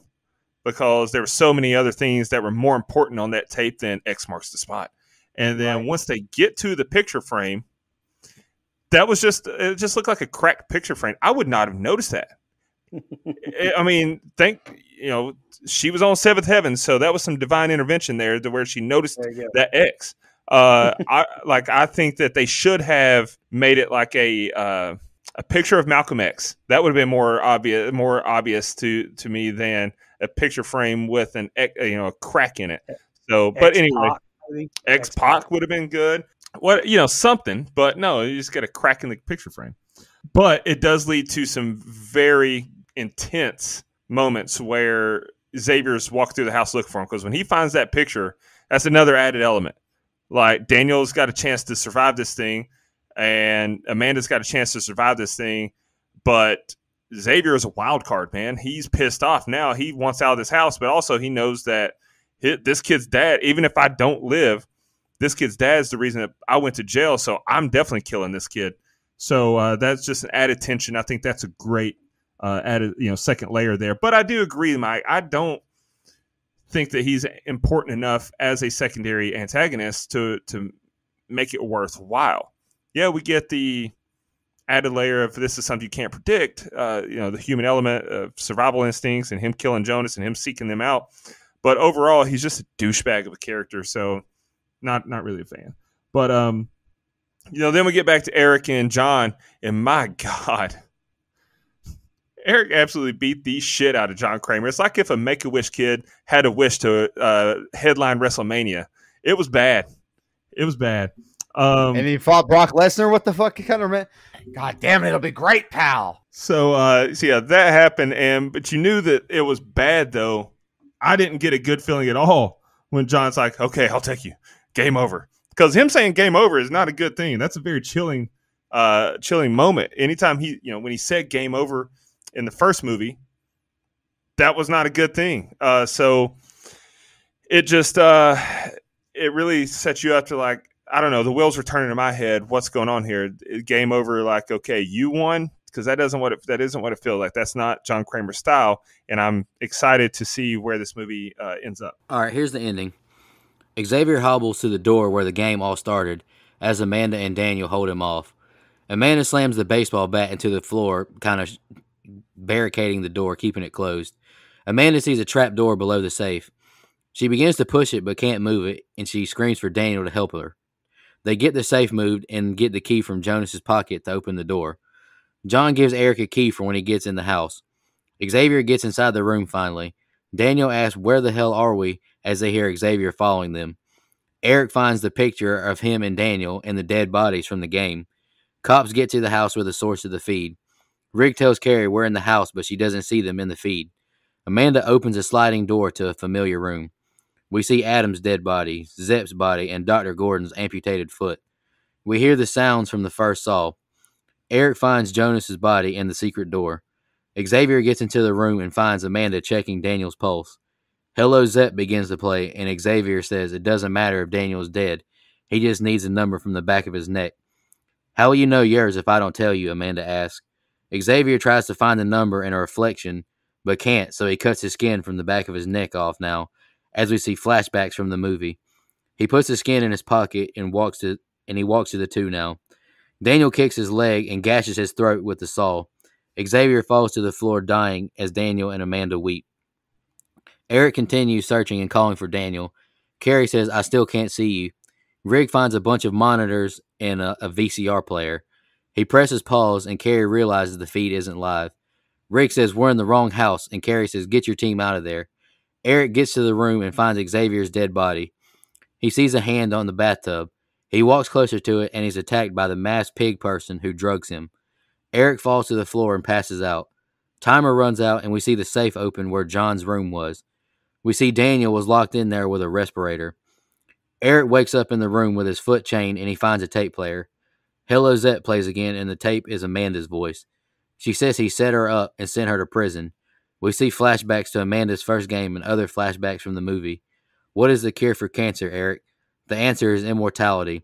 By creating a legacy, by living a life worth remembering, you become immortal. More flashbacks from the movie, and we see Amanda was the one who drugged Eric. She says, I will continue on John's work, and Eric is her first subject. You are the one locked away and helpless. Game over, she says, as Eric yells out, I'll fucking kill you, you fucking bitch. Camera pans away from the battered John as we hear Eric screaming. All right, Brian, what do you think of the ending? Man, one word, epic. I mean, look, the villain won, and yeah, it also somehow, in this whole grand scheme of things, made you question if he really even was a villain, like multiple times. And look, you do that a lot throughout this entire franchise, but especially in these two, there's definitely that evil bastard that comes through. Like, like when he's pushing Eric and talking about his son pissing blood. I mean, it's things like that where it really shows that Kramer does have a little touch of evil bastard in him. And I don't know if you caught it or not, and it may be a stretch, but the Wes Craven reference when Jigsaw is taking Eric to the house and he asks which way to go, and Jigsaw replies with, it's the last house on the left. Not really sure if that was a purposeful reference or not, but I decided to count it. Wes Craven's the GOAT, so I wanted to throw that in there. I love how it manipulates the time, man. You think the whole time that Eric is in the same house with them at the same time. The whole thing, just an amazing twist. And it felt earned. It felt earned every step of the way. The bathroom, which was the main set for Saw, obviously, had to be completely recreated for this film. And when they got there, like, I got chills. I didn't even need the flashbacks to the first one. And I know that's something that they do throughout the series, since they bounce around so much in the timeline, more than the Avengers do in Endgame. Nerd alert. But not sure I get you that reference. No, there you go. Not sure you needed that though. But either way, it gave me chills. And just a little fun fact here to end it here. To conceal the whole ending, most of the actors were not even given the last 25 pages of the script. Only the principal actors involved in those scenes even knew anything at all. But on top of that, 5 alternate endings were shot. Do you hear that, Kevin Williamson from Scream 2? The look on, listen, just the end, or look on Kramer's face is just, and I blame Dustin for making me think of this, but, as he's laying there and smiling, I just couldn't think of, plastering Chappelle's face over it and going, I'm going to, gotcha, bitch. I don't know. It just stuck on my head. But anyway, that's all I had. Great ending. God, I fucking love this ending. I just absolutely love it. I love how they go back to the scene of the first one. It's awesome. And I'm glad we get to see Xavier die because he was annoying and he's the other antagonist. So that's cool. I'm glad that happened. But this whole thing of going back to the exact location of the first one with the 2 dead bodies and, the attention to that detail is so good, down to the heart that was wrote with blood or shit. I don't remember. It's been so fucking long. But again, I love it. I love that aesthetic. That's that Saw look that you're going for. And to this movie's credit, you get it in the first one, but to me, in this one is where it really goes. This is how a Saw movie looks. Now they fuck it up in Saw 3D and Jigsaw, but this dirty, grimy, gross thing, it's in the first one, but the way it's shot in this one, I just feel it really captures the next 5 to 6 movies, and it's never more present than it is in this ending set of scenes. But I love how Eric Matthews is essentially tricked into being in this situation that he's in. Yes, the bad guy wins, but like I said at the beginning, Eric Matthews is not someone that I'm necessarily pulling for. I like his character and I like the portrayal by Wahlberg, but there's a part of me that's like, you kind of reap what you sow here. He's not a good person. No, I don't think he's a good human being. He screws over innocent people, frames them in all kinds of ways. I'm not even talking about his personal life. Personal life, I don't really care what you do. But as a cop, seems kind of like a shitty cop. But I just love the way he gets tricked, how they all get tricked. And, John Kramer's just one small step ahead at all times. And I really, really like that. I love that they incorporate him being in the safe, because that's literally what Jigsaw said. He said he was safe. You're damn right he was. He was in a fucking safe. I love that play on words. I love how that tied all in. Dustin already kind of mentioned it, but this is just really good writing, in my opinion. I just love the way they laid that out and kept it there. I love the Amanda reveal. I think it works so well. It's one of those, is it as good as Kramer getting up from the floor? No, but not many things can top that. So what do? You kind of give credence to all these things that have been happening while Kramer is sick and down and out. Now it makes a little more sense. Some of these things that are about to happen, Amanda's kind of taking care of it. And I like that. I love the same lines, that she uses, the game over and all that stuff. It's really cool to see the evolution of her character from the fucking bear trap in the first movie. So I just think it's an awesome, epic ending. The music never fails. I love, it's just so awesome when you get the twist music and then you get the ending music, and those two things are both fucking incredible. So I love it. I think it's great. It's my favorite.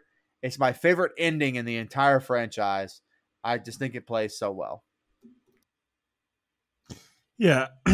So I think it's a great ending as well. The revelation that the bathroom, where they end up, is the bathroom is the scene, is the setting of the first film. It's mind blowing. It's like, oh shit, okay, that was a nice touch. Xavier coming in and demanding the number, and then cutting, the number off his own neck.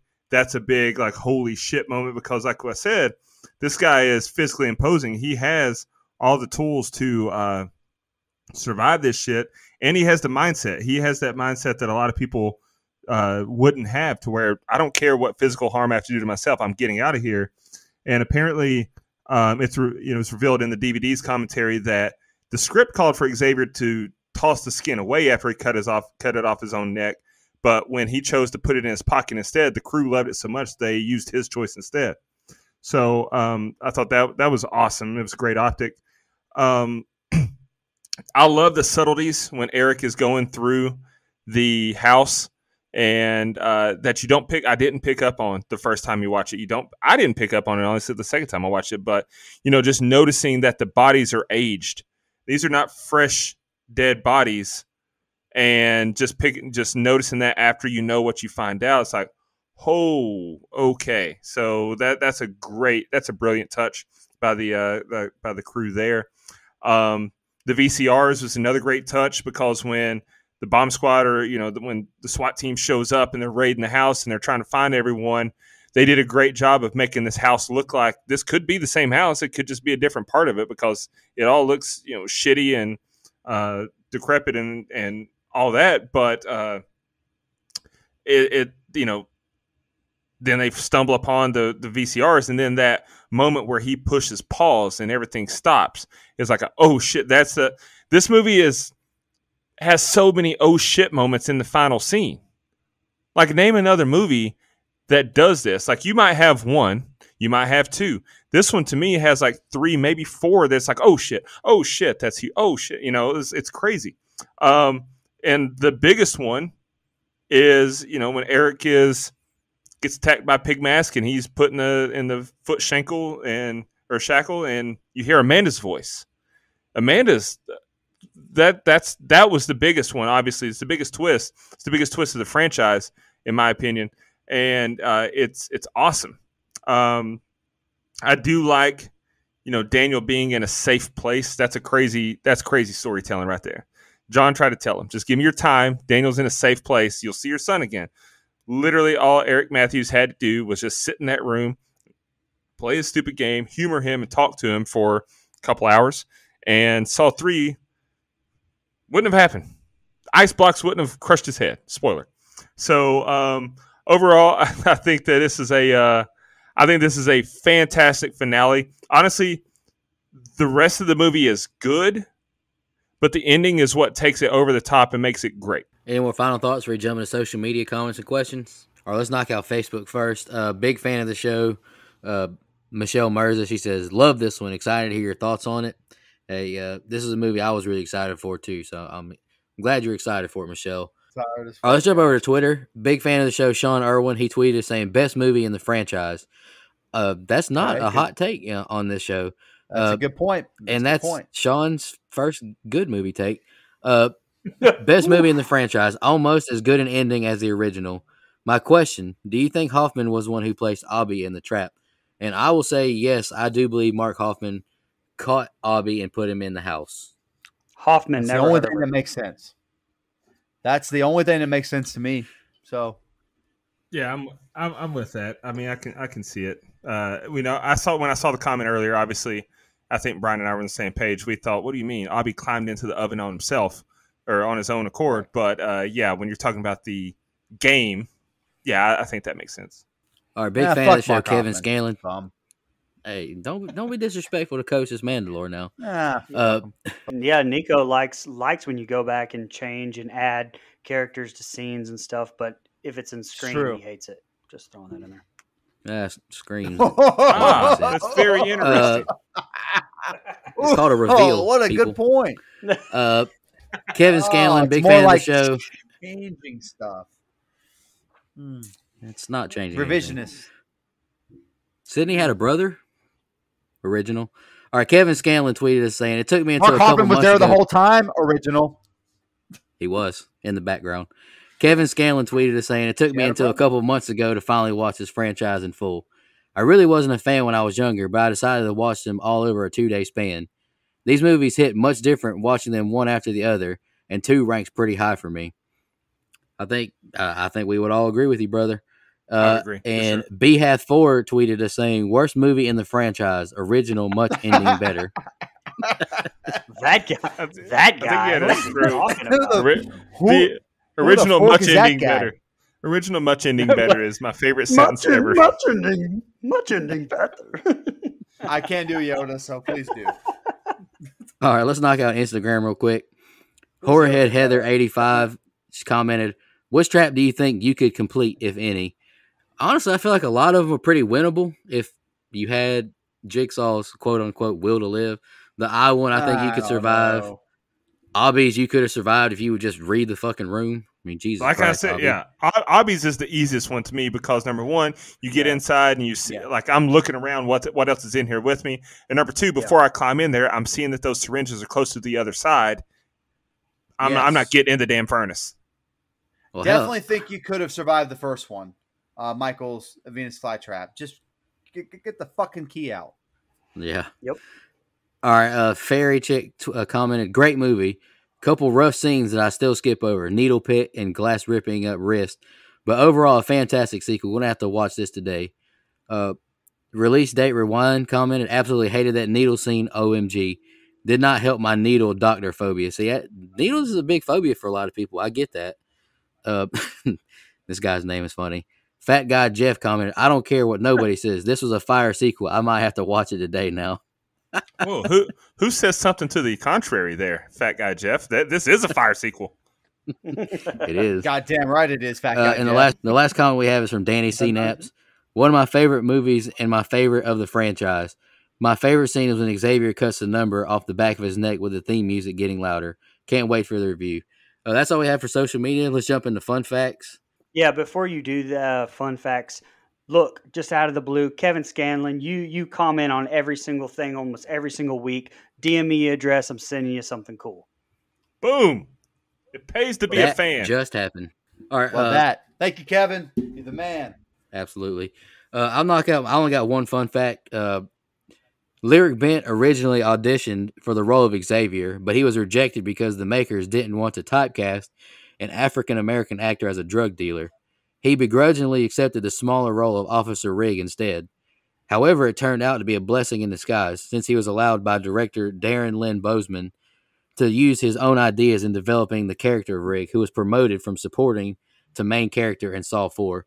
Definitely a big blessing in disguise for him. I'm a big fan of Lyric Bent. I think he's great as Officer Rigg.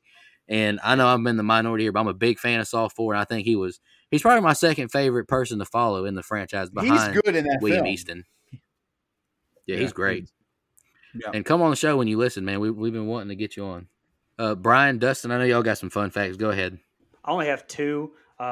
When Daniel takes out the syringes from Amanda's arm, the crew actually used a fake animatronic arm during that scene. And the last one, like Saw 2004, the film is directed by obviously Darren Lynn Bousman, who would go on to direct the next two entries in the series, Saw 3 and Saw 4, and he returned to direct Spiral from the book of Saw as well. Okay. Great. So I just got three. The entire film was shot in just one building in 25 days. So multiple sound stages in one building. That's incredible. 25 days. Great turnaround time there. In the first week of its DVD release, it sold over 3 million units, making it Lionsgate's fastest selling DVD. And the last one I have, I was talking shit earlier about Frankie G, but it's not him. It's the character. And originally, Henry Rollins was originally cast to play the role of Xavier, but due to scheduling conflicts, he was replaced with Frankie G. Henry Rollins is great, but honestly, for what it was, I think Frankie G did a great job. It's just I hated the character. So this movie was made for a cool $4 million, which is almost 4 times the original budget of the first one. And it made $147.7 million. That is how you get a fucking 9 film franchise out of this thing when the turnaround is that fucking much. That's badass, and this movie deserved to make a lot of damn money because it's awesome. Facts. Absolutely. All right, let's jump into our favorite kill, least favorite kill, and the rating. Anybody want to go first tonight? I can go first. Look, I never go first on the rating. I'm going first, and it's super quick. Honestly, my favorite kill I think would have been old girl with the razor blade, in the box with the razor blades, cutting her all up. If it would have shown it all the way through, but if it would have done that, I think I would have picked that as my favorite. But I'm actually going to go with the first kill where I think it's Gus. They got shot, only because in the unrated version it shows that after effects that I thought was really cool. As far as a least favorite kill, I'm going to go Beverly Mitchell's. I can't remember a character's name right off the top of my head. I feel Laura. like Mike right now. Laura, there we go. Okay, but I didn't feel like she went out very well. She did find the X marks the spot though. But anyway, my summary, super, super quick. I gave Saw a 9.75. I think that this is the best in the franchise. I don't know how I could do anything other than giving it a 10. A fucking 10. 10. Hell yeah. Go ahead, Nico. You ain't talked yet. I'll ahead. go next. That's fine. Favorite kill, I'm kind of torn between the beginning with Michael's kill or Xavier's. I think Michael's kill is better, but I just love the scene so much with Xavier, but I will go with Michael's kill as well. Least favorite kill, I'm going to kind of copy Dead Meat and go with the cops electrocuted. If that's considered a death, that's pretty terrible death, honestly. rating, I'm giving it a 10 as well, but because I love the movie. I think it's great. But I'm also just going to touch on a few things that kind of bother me that, just kind of nitpicky a little bit because I haven't touched on them really. I do like Abby's death. I wish he would have scoped it out a little bit more. I mean, and he obviously saw that the devil pointed at the like Dustin said, the handle. I mean, dude, you're already getting burned. Crawl over there and twist the fucking handle, you idiot. What's wrong with you? Couple other nitpicks. X marks the spot. It doesn't bother me that Laura finds that like that, but it does bother me that it's made a big deal that they all hate the cop, but nothing really comes out of it to me except Addison just walks away and gets trapped like a dumbass. That does kind of bother me a little bit. And I think it was a little too obvious that Amanda and Daniel, I think they got the antidote while they were in the house or before they started the game, because none of them were really. Amanda definitely was not coughing up blood. I mean, you could definitely tell she wasn't getting sick. That's just my observation, and I could be wrong. But them two didn't seem very sick compared to the others. They were over there hacking their lungs up. But I think Daniel did. Daniel's eyes were sunken in. Like he looked puny, but Yeah. I he's definitely agree with Amanda, he's just the emo kid though. What the fuck you trying to say? My bad. No, sorry. But anywho, I gave it a 10. Love the movie. It's great. All right, I'll go ahead. So this movie, like I said, this is my number one in the franchise. I rated it over Saw, the original Saw, and Saw 6. That was my top three. This one, then the original, then 6. This movie features my favorite set of games collectively. I think there's cooler traps in some of the other films, but when you just look at top to bottom, this is a very solid set of games and traps. It's a great twist. This movie's full of great twists, but I love having Daniel being the son of a cop that put them all away, and he's in the house with all these people. Just does a great job of building in some natural tension there. The Venus flytrap is one of the more brutal and well done traps in the entire franchise, in my opinion, because it's practical and it's winnable and it's terrifying. We get the iconic line, "Oh yes, there will be blood." I think that's a phenomenal line. The revelation that Amanda's a part of it, like I said, I think that's the biggest twist of the entire franchise. Overall, I think this is a fantastic entry into the franchise. The best. It's the bar. It's a great movie. As far as my kills, though, let's go.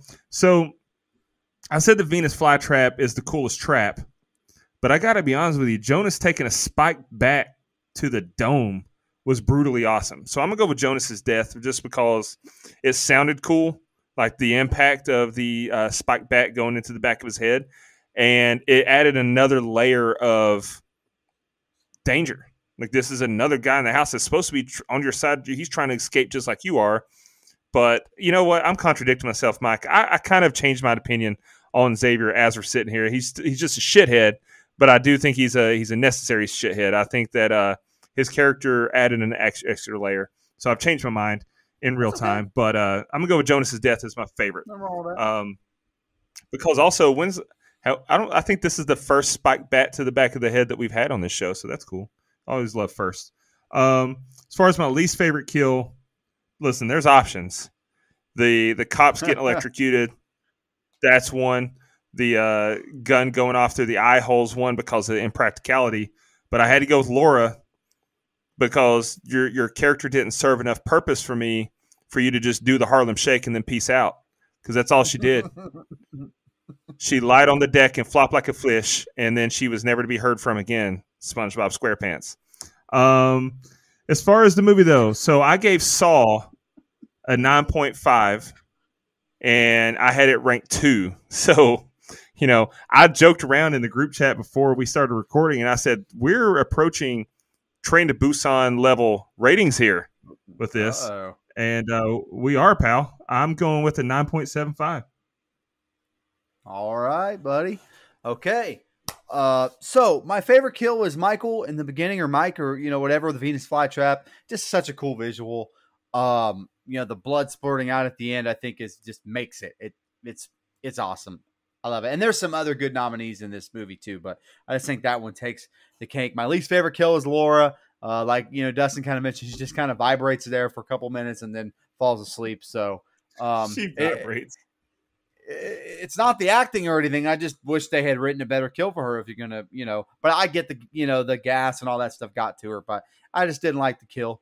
My favorite trap is something else I'm throwing in here is the damn needle pit, because that is fucking creative and interesting, and I think it's awesome.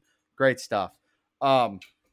So I can't say enough about this installment in this franchise. I think it does everything I love about the first one and just turns it up a bit. The acting is better. I love and again, the directing is about the same because I love James Wan. So I don't want to say that was the problem with the first one. This one just moves quicker. I like the story better. I love the characters more. Like there's just more that I can invest in. And you get the cool stuff from Jigsaw. You get the cool traps. You get the twist at the end, which I'm a big fan of, almost more than the first one. Not quite, but pretty damn close. So all of that being said, I gave this movie a 9.75. I think it's some top-notch horror genre stuff. When it comes to what I want in a horror movie, it's got great kills, good acting, good music. Even the shaky cam stuff, which normally bothers the piss out of me, doesn't bother me in this movie. I agree, and to prove that IMDb really doesn't know what the hell they're talking about, this gives us a very accurate, very honorable score of 9.875. IMDb has it at just a 6.6 with 248,450 votes. So they're fucking dumb. It's too scary. Any more final thoughts on Saw 2? Mike, I'm glad you picked it. I'm a big fan, obviously. I really didn't touch on stuff you hate next month, buddy. Yeah. If you pick what you said you're going to, this is going to be the complete opposite for that one. But like y'all all said, just the editing, the soundtrack, Hello Zep's one of my favorites. The twist ending, love it. I'm a big fan of Saw 2. I like it more than Saw the original. I only gave Saw the original a 10 just because of how nostalgic it was and the ending is so great. But I mean, I fully acknowledge there's better. I think a lot of the sequels are better than the first one, honestly. Let's shout out our blood donors. Seems like what you were just saying about the original Saw, you could have also said for Friday the 13th original, but you chose not to. No, the original Saw was way better than Friday the 13th. Respectfully, of course. Let's shout out our blood donors. I'll announce my pick for next week. Big thank you to all of our blood donors. Really appreciate y'all. I can't stress enough. Times economically are very tough for a lot of us. So any financial donation you give us is very much appreciated, and we put it to good use, I promise. Our camper level reoccurring are Clayton J, Nina, Michelle Mirza, Andrew Ferguson, Carrie Adams, the Horror Movie Crew Podcast, Alex Seligson, Eric Doolittle, and Sean Irwin. Our camp counselor reoccurring are Hunter Nelson, who I got to hang out with this weekend. That was cool. We went to a convention. Check out our social medias. Dennis Kennedy, Edwin Hernandez Gunn, Joe Swinford, Jennifer Davis from the Too Close to Home podcast, Karen, and Heather Smith. Just want to thank y'all all so much for the financial support. It really, really helps us out a lot, and we really appreciate it. I'll announce my pick real quick. I kind of went with I took Mike's route a little bit this week. We've done this movie in the past on a live tweet along or whatever. I feel like it's just, I was torn between two movies. I didn't want to pick the other one just because it's a James Wan, Donnie Wahlberg movie. I wanted to mix it up just a little bit. But, and plus there's already a lot of the 2000s movies I've already picked or we've already done that I really like. So I chose Hostel. I think it's going to be a good review. It's kind of, in my opinion, a little overdue maybe to do it. But I'm excited to do Hostel. I'm not the biggest fan of it, but you can't deny its importance in the 2000s. That's the movie, in my opinion, that kicked off torture porn. I agree. I'm excited. 100%. Yes. Yeah, I was just gonna say, I'm excited that we finally do this because, we did this movie like you said. Hashtag DGOT Live. You can go back in time and find our tweets about it if you're really that invested and want to do it. But I'm excited to do this movie. I've seen this movie about 3 times since we did the watch alongs. I really like it. So good pick. I want to say this. I'm excited to do it as well, brother. I want to say this, Nico, before we go. This movie, like Saw, gets a really bad rap for being something that it's absolutely not. Now, some Saw sequels can be torture porn-esque, And so the Hostel sequel can be torture porn-esque, but to me, this first installment is not that. And I can't wait to talk about it because I feel the same way about Human Centipede that I do about this one, where someone that's never seen it before needs to actually watch the motherfucker first before they make a judgment. Oh yeah, Human Centipede is nowhere near as bad as what people think it is. Absolutely. The second one though. The second one can get the fuck off of here, but the first one, it's much better than you would ever imagine. I agree. Yeah, and I just went back and found it. If you're really invested and want to know if you want to read our hashtags as you watch the movie, March 27, 2020 is when we did the watch along. So go back and there's some hilarity in there that may not be repeated on the pod.